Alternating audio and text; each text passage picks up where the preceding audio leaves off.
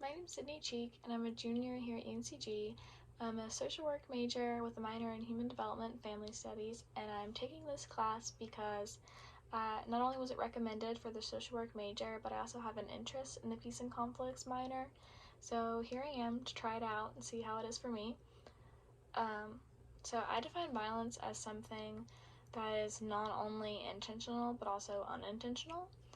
And by that I mean that I think that people have a lot of internalized racism, sexism, homophobia, and transphobia, and even more. So I'm not at all like saying that this validates people's wrongful actions, but I think that it makes sense because people will use statements like, oh, well, that's not sexist, I'm not sexist, but they don't, like, it doesn't click for them that what they're saying is wrong.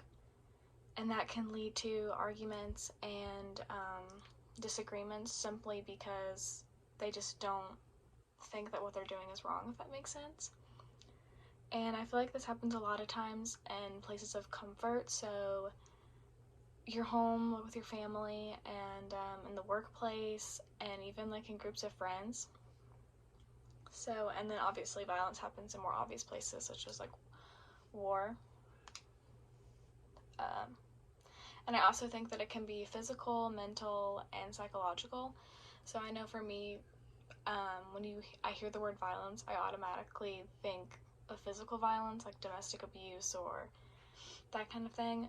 But personally, I think that stuff like that is just as much mental and psychological. And I feel like that kind of gets left out when people think about it, when people think about violence. So, a specific aspect that I would like to explore is definitely, for sure, racial injustice, especially now with the Black Lives Matter being as prominent in discussions and on social media and everything.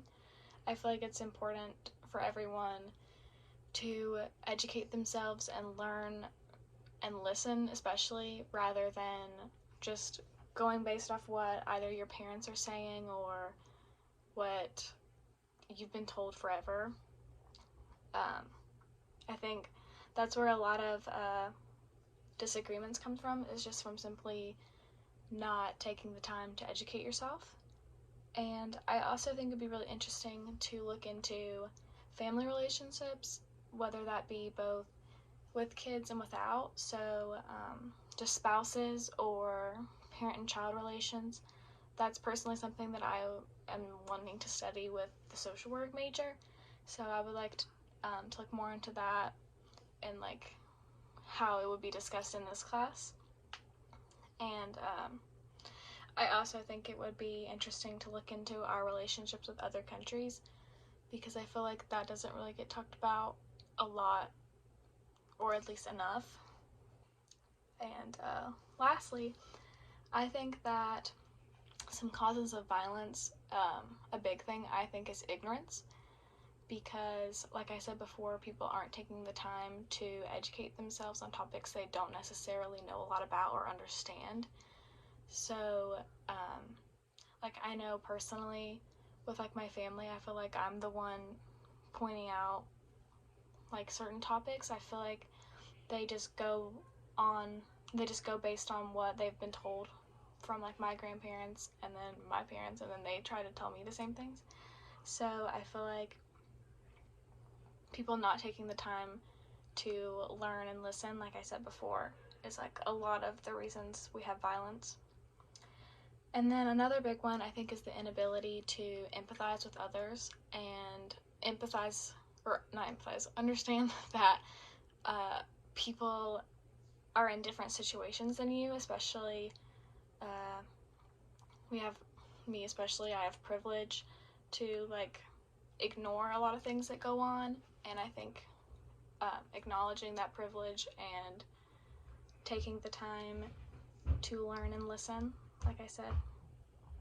And then I also think that, especially with older generations, people just don't like change. And because they don't like change, they don't want to, especially themselves, they don't want to change themselves, they don't want to change how they've been thinking and how they've been told to think. And I think that that plays a big role in ignorance, like I said before, is simply because they don't want to change things about themselves. So I hope that that makes sense. I hope that I wasn't rambling. So, alright, bye.